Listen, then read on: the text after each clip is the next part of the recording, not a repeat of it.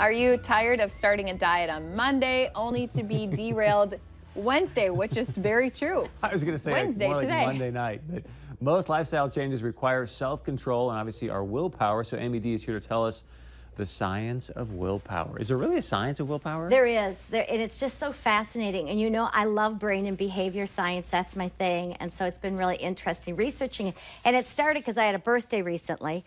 And there was just this aha moment. You know, it's like that line that says, you know, my heart says wine and chocolate, but my genes are saying, for heaven's sakes, woman, eat a salad. Yes. And so I've committed to eating differently and changing my lifestyle. And so I immediately started researching what I could find out about brain and behavior, because willpower really has a lot to do with our brain.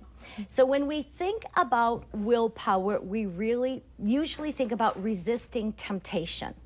We say, don't. I won't have that chocolate chip cookie, or don't smoke that cigarette. And when people say they're not good at willpower, they usually mean that they have trouble resisting something when their heart is saying, I want that, or their stomach is saying that they have difficulty resisting. So that piece of willpower is the I won't. I won't. But there's another piece to willpower, and that is to say yes. Because sometimes we have to say yes to things we might put off.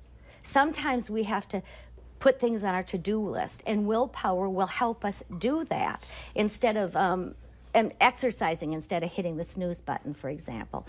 Doing your taxes instead of watching reruns, for example, right? And that is the I will part of willpower.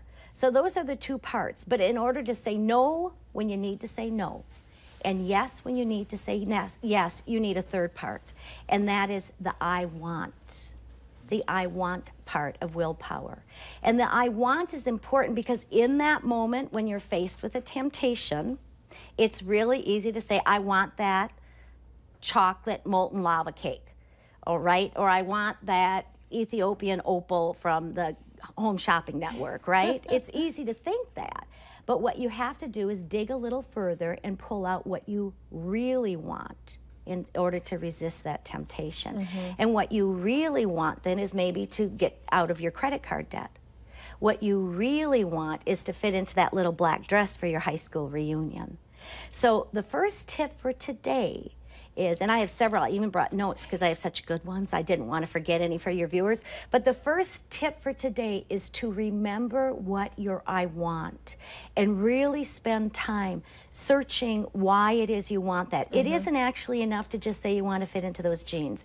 You got to dig a little deeper.